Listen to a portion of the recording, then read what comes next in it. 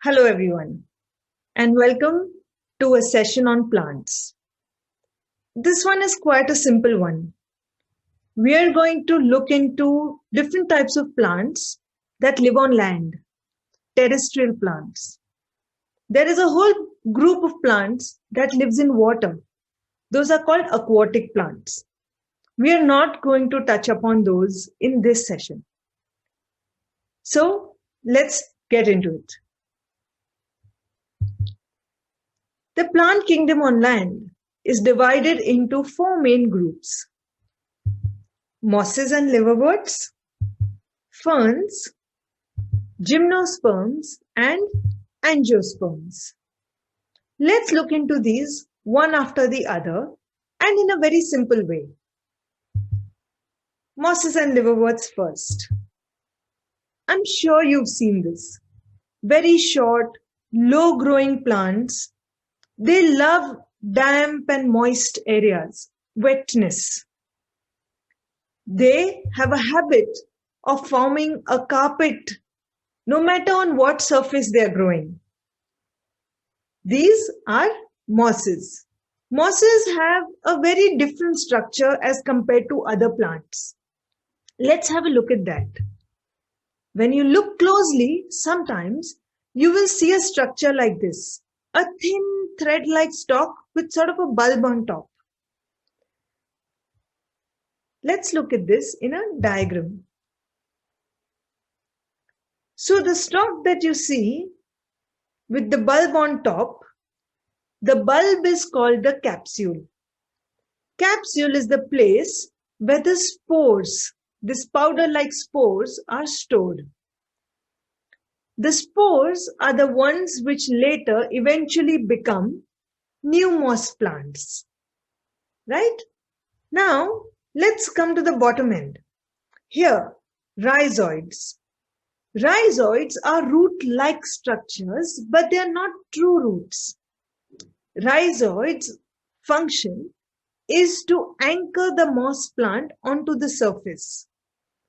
Unlike other roots of other plants, they do not play any role in gathering water or collecting nutrients from the soil underneath.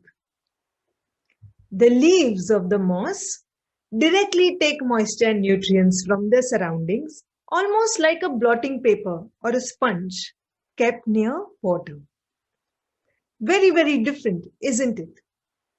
Another plant group with mosses is called liverworts. Liverworts also reproduce through spores, but their leaves are much wider and flatter. Look at the way it grows. This is how it looks from a little distance. So these are liverworts.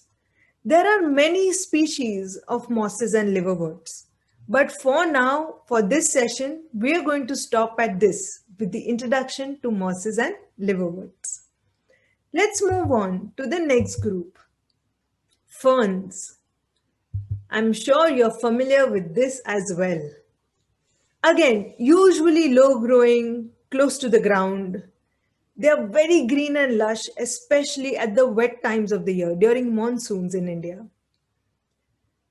Many look same, as you walk past them. But if you look closely, you might see beautiful leaf patterns and the variety within this group of plants. Ferns, like mosses and liverworts, also reproduce through spores, and I will show you that just in a moment. But unlike mosses, they have a proper true root structure and a proper vascular system, which means that ferns have proper channels to distribute food and water to the entire plant.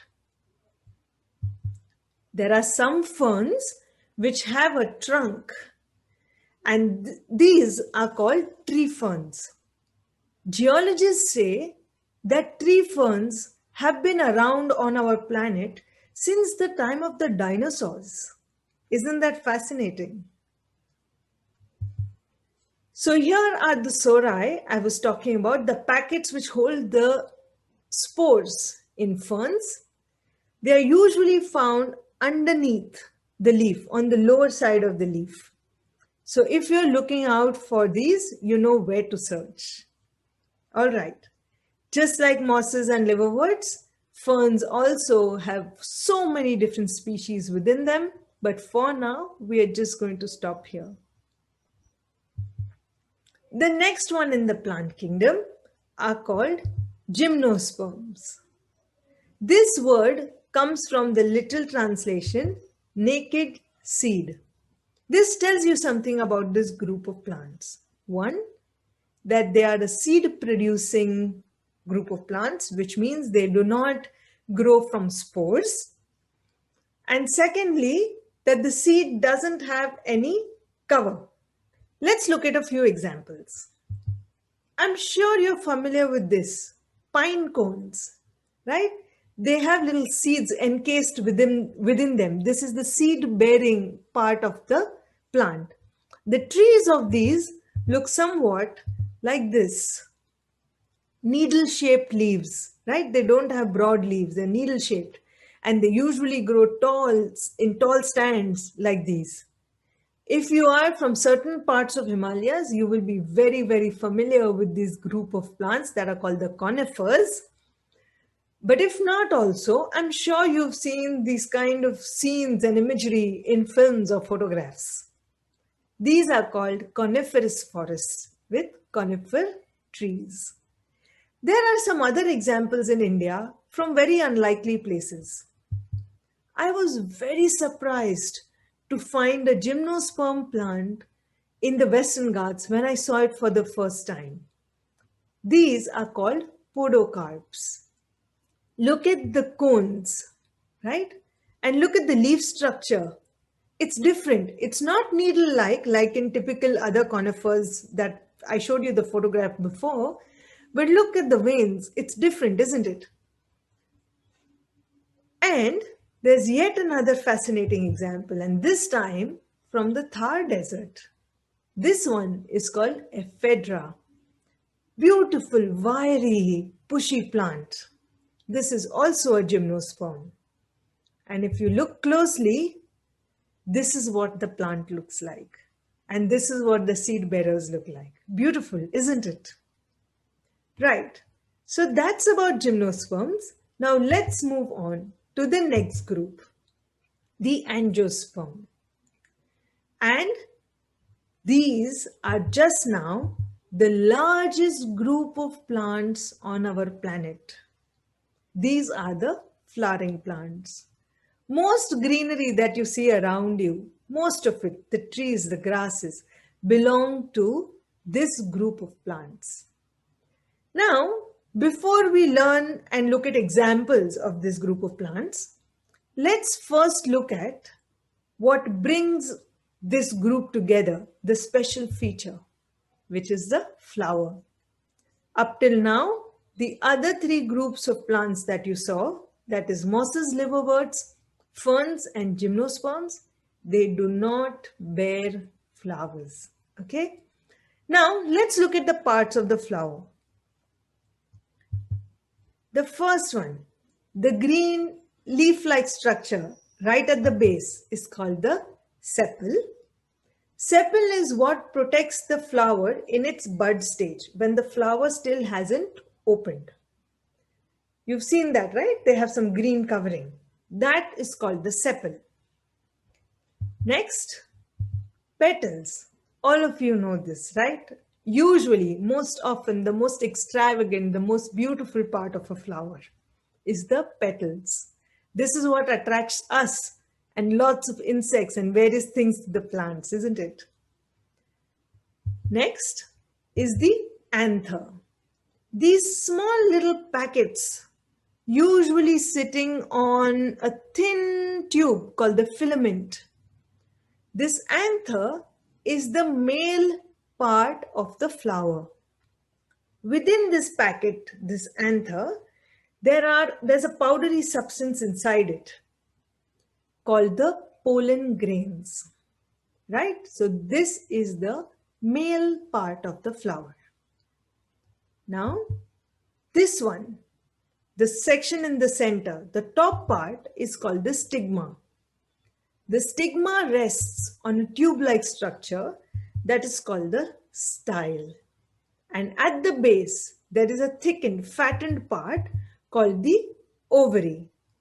The stigma, style, and ovary together forms the female part of the flower, right? So anther filament is the male.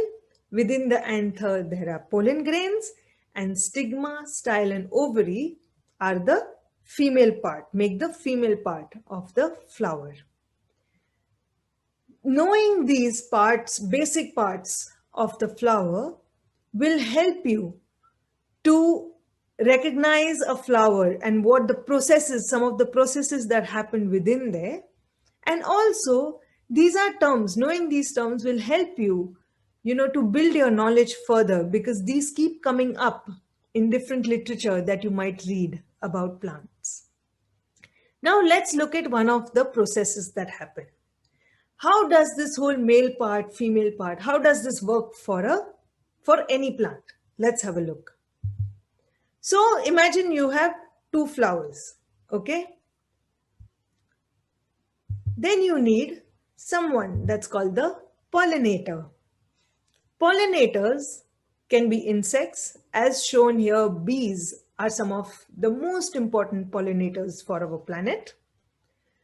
But bees, other insects, sometimes even wind, and sometimes other creatures like bats can be pollinators. Let's see what they do. These creatures go from flower to flower. And while they are doing that, they end up collecting pollen grain from one flower, and then they carry it and end up dropping it on a stigma of another flower. So what's happening is that from the male part, an agent that's called a pollinator, who can be an insect or wind or other creatures, carry it and drop it on the female part of another flower as they are going from flower to flower doing their own business, right? Up till here, this transfer of pollen grains from flower to flower is called pollination. And this is an extremely important process. After pollination happens, that is, pollen grains come and land on the stigma of another flower, these pollen grains get transferred through the tube, through the style, into the bottom part, which is the ovary.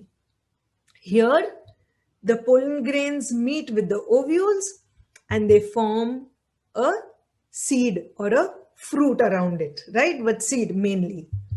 So this process, where the pollen grains then meet with the female part and form the fruit or the seed, this is called fertilization. So if we don't have the previous step of pollination, fertilization cannot happen.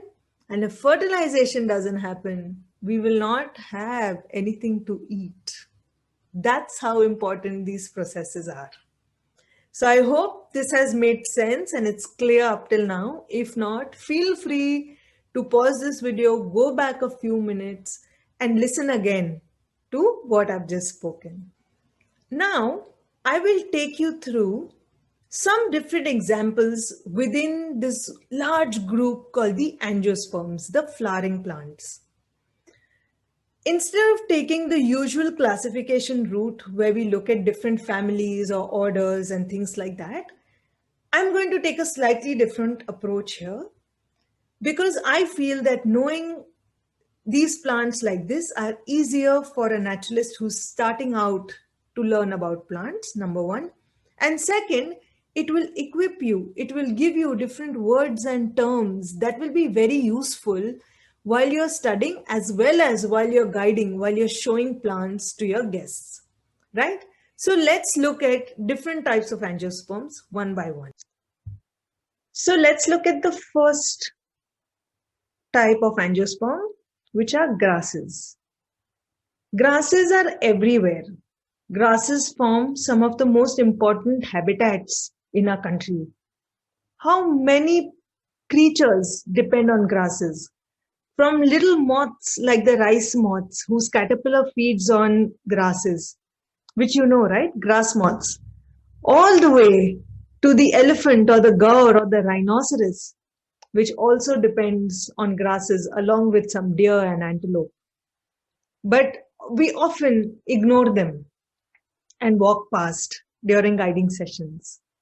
But grasses are extremely fascinating, and let's learn a little bit about them and look at a few examples. So, a grass, let's look at the parts of a grass. Roots, sheath. Sheath is when the leaf comes down and hugs the stalk, right? It partly wraps itself around the main central vertical column. That part is called the sheath. The loose leaf after that is called the grass blade. And usually on top, what you find is the inflorescence. Inflorescence means a small branch or small stem which has numerous, multiple flowers on them. When we look at grasses, they don't have typical flowers like how we identify flowers, right? No petals, no gorgeous, colorful petals and all that. But if you look closely, even the flowers of grasses can be really colorful, from bright reds, purples, bright orange, yellows, and so on.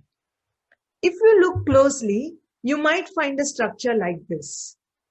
No petals, but you will see the anther, which is bearing the pollen grains, and you will see the stigma, the female part. Do look out for this the next time. Grasses can be as tall as these elephant grasses, which, especially when they are flowering, when they have the inflorescence, they are so tall they can hide an elephant. They grow in such large patches, grasslands, especially in the floodplains of the Ganga and the Brahmaputra. This is over there the home for animals like elephants, rhino, hog deer, and so on. Grasses can be as short as a carpet, as velvet, like over here in the alpine meadows on high mountains. On the cricket pitch also, it is the grasses that make a perfect ground for this sport. Look, if you look closely, you will see that there's such a wonderful variety, like the fountain grass or the chloris grass, as shown here on the slide. The crow's feet grass, if you look here closely, you can actually see the anthers dangling, the bright yellow anthers dangling, right? This is how beautiful grasses are. Usually when I walk, with a guide or, in any landscape, people usually, very few point out grasses, and those who do also will usually just point out, tell the local name, and tell its uses, which are usually used for thatch or to make brooms. Nothing wrong in that. That's fine. That's good information. Local names of grasses is also fine.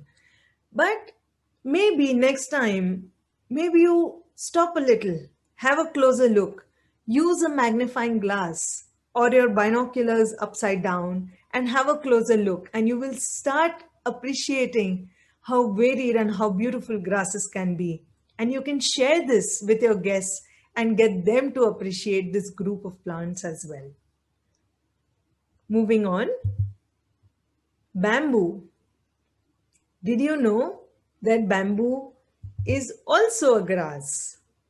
Very tall growing, has a thick, strong stem, right? The structure is different from the diagram I showed or the various other grasses you usually look at, but this also belongs to the family of grasses. Now, let's look at the next group of angiosperms, the herbs. Herbs are basically short green plants that do not have any woody parts. They don't have hard parts, right? They have the shoot, which grows above the ground, the roots that are underneath, Leaves, flowers. Very simple. Some common herbs that you come across actually come to your kitchen, like the coriander, right? Which is called kothmir or kothambari, right? In different languages, or dhania. Even methi, fenugreek, also belongs to this group that are called herbs or herbaceous plants. There are a large variety of wild herbs in India, all the way from the Himalayas, even the deserts down south to the western and the eastern Ghats. They're usually quite seasonal. And up in the Himalayas, people actually go to the Valley of Flowers. A large part of the wild flowers that they go to see are herbaceous plants, like the Himalayan bellflower shown here or the balsam. Ground orchids are herbaceous, primula herbaceous, such beautiful range of flowers in this group of herbs. They all belong to different families, remember. So we are not going by the typical family classification, but we are just looking at a general, like a colloquial group. Okay, so these are the herbs. Now, the next such category is the shrubs. Shrubs do have woody parts, hard wooden parts on the top. They have a proper central stem, usually, branches, which are woody, flowers, buds. Remember, we mentioned buds when we were looking at parts of a flower. So simple. This is what usually shrubs are. You can see some fruits here as well. Let's look at a few examples. Rhododendron. It can almost look like a small tree. Many shrubs do. Sometimes they grow so big, they can grow so big that it's hard to tell the difference between a shrub and a tree. Rhododendron, very famous across the world. From the Himalayas, there are also some species down in the south. Sea buckthorn, again, mostly seen up in the Himalayas. Even in the Trans-Himalayas, you find huge sections growing sea buckthorn. Very famous for its tasty berries. Animals love these. We've seen so many birds coming for these berries even after they've dried. Dadonia, another example, usually seen in the plains or hilly areas, rocky areas even. Bright green leaves, beautiful papery fruits which have seeds inside. The Dadonia also sometimes grows like this, like a small tree. Ixora, which gets beautiful bunches of long flowers. It's an endemic from the Western Ghats. And you have the fleshy flowers of, again, a very popular plant in India called the milkweed, called the giant milkweed, Calotropis. We see lots of insects coming to this plant. If you have this plant anywhere near you, please do spend some time there. You'll see bees, we've seen wasps, you see spiders, like crab spiders very often use this for their ambush. Even caterpillars of certain butterflies, especially the milkweed butterflies like the plain tiger, the striped tiger, come and feed on this. Painted grasshoppers we've seen at this plant. It's a very interesting plant. I've also seen in some parts of India being used for religious purposes. Next, the trees. Trees, it's very interesting and important for you to know certain parts of trees which are very useful for guiding. The whole top part, the cap, is called the canopy. The main stem at the bottom is called the trunk. The skin, the dry skin, like the outermost layer of the trunk, is called the bark. Of course, you have the branches. And sometimes you have tree holes where you often find something or the other living inside, right? So it's very simple, parts of the tree. Trees are so many, so diverse, and so important, like all the other types of plants that we've looked at so far. But I will try and show you just a few examples. Many are my personal favorites from different habitats. Flame of the forest.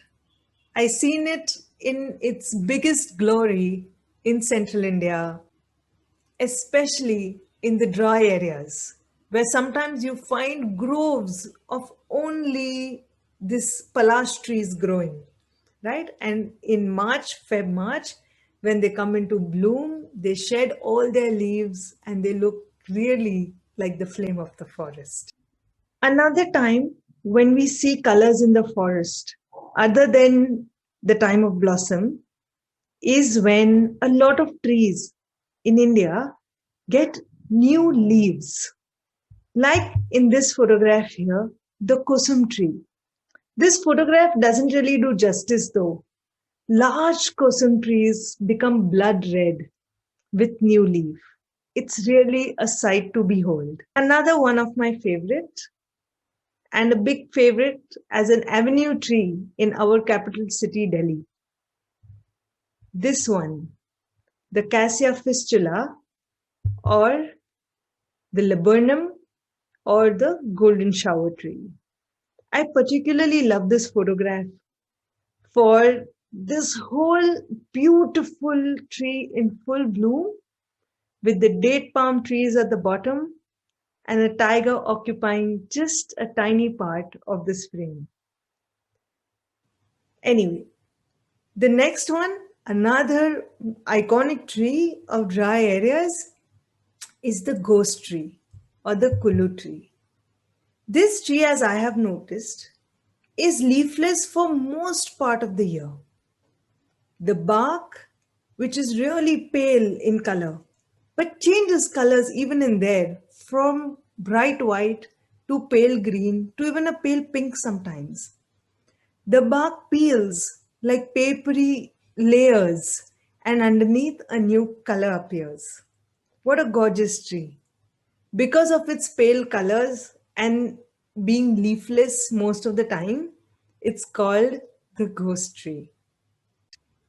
We have some magnificent trees in India, like this great banyan tree that you're seeing in front of you on the screen.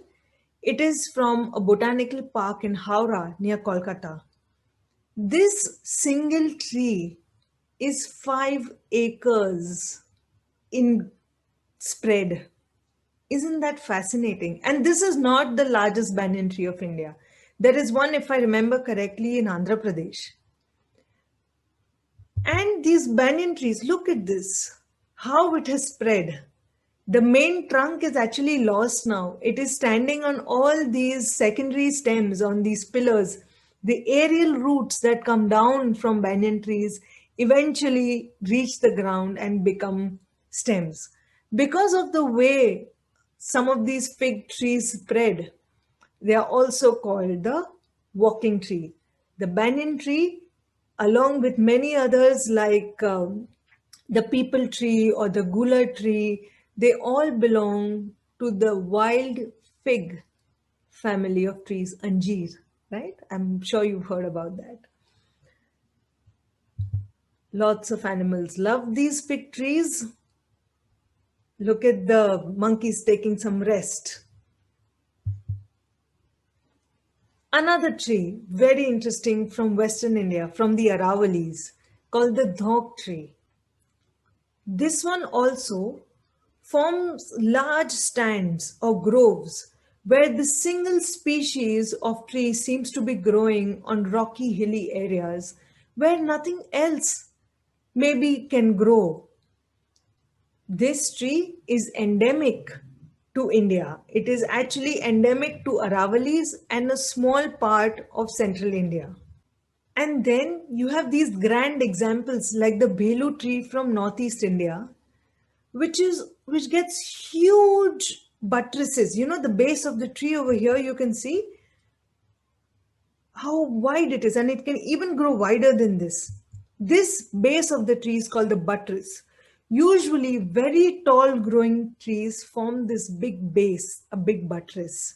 The Belu tree is a favorite among hornbills as a tree for nesting, where they nest in the tree holes. Viteria tree, the white dammer tree, an endemic and an endangered tree from the Western Ghats. Look how beautiful the flowers are. This tree was earlier used to harvest the resin from it, the sap that comes out. It was used in the incense, the agarbatti industry, and so on. These are just a handful of examples, only to get you inspired, to get excited about trees if you're not already. But the best thing for you would be to go into your area, start identifying the trees around you, start watching them, start collecting stories of local folklore or uses, or how animals around you are using the trees around you or the plants around you. Let's look at what threatens the plants around us. Exotic invasive species. Exotic invasive species are those species that are not originally found from here. They were brought in from elsewhere for various reasons, sometimes by mistake and sometimes with a purpose. Like Eupatorium, which is now called Chromolena, or the water hyacinth. These were brought in from elsewhere, and they've taken over large parts of forest land where you don't see native original species anymore, but they are taken over by species like this Eupatorium here, or large lakes and even rivers which are covered by water hyacinth, so much so that you can't see the water underneath. The infamous lantana, brought in from Britain as a garden plant for how beautiful the flowers are, and it has just escaped and taken over large parts of wild land. And it is such an aggressive grower, it has spread so much that it doesn't allow native plants to grow. So invasive plants are one of the biggest threats. And once they start spreading, we have learned that it's very difficult to control them. Another example, mesquite, brought into the deserts of Rajasthan.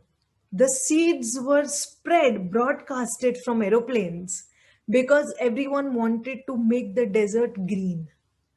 But now it has again gone out of control.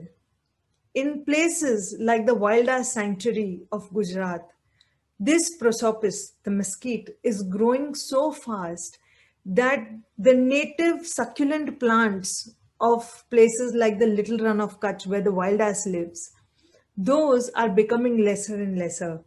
And there is that much lesser food for the wild ass to feed on. Here you can see, this is a picture from a garden, from a native plant garden in Jaipur, where you can clearly see in the foreground, you can see how the native habitat looks like. And behind in the hills, you can see the mesquite growing. All of the same kind. You can't see any variety of plants over there in the background. Of course, and habitat distraction for various human uses. I don't even have to say it, whether it's agriculture, clearing forests and grasslands for agriculture, industry, building roads and highways, even plantations like these, where when the British came in and cleared large parts of rainforests in the Northeast and in the Western Ghats to grow tea. And now you see only fragmented islands, patches of forests left like this, where large parts are cleared. But there is happening some great work, some great efforts are going on in our country right now to bring back the plants. It is one thing to try and save larger species like the tiger and the elephant, which is very important. But along with that, we can't just keep trying to increase their number without creating homes for them. There are people who are doing what is called restoration work.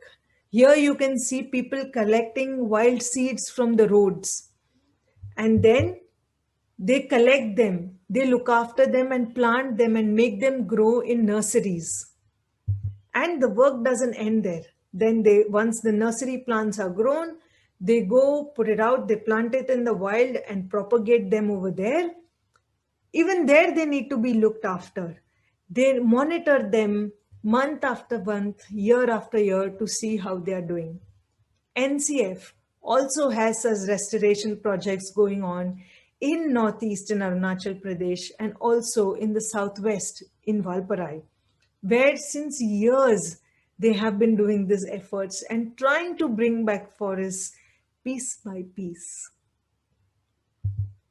Also, there are efforts like this. This is a photograph from the nursery of the Rao Jodha Park in Jodhpur, very close to the Mehrangarh Fort, the famous Mehrangarh tourist spot, right? The museum. Just behind it is the lesser known but wonderful native plant garden, which is actually a public park.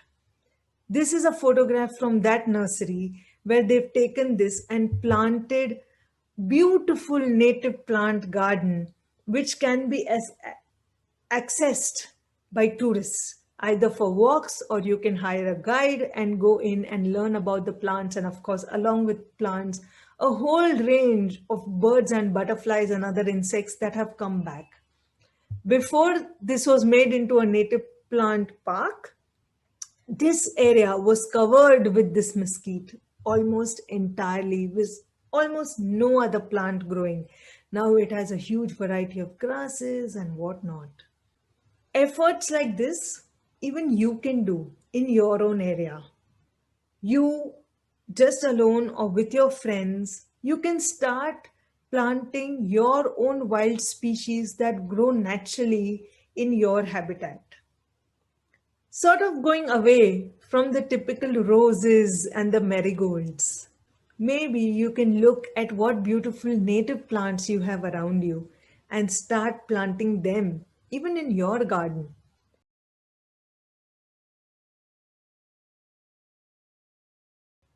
Anyway, that's it for now.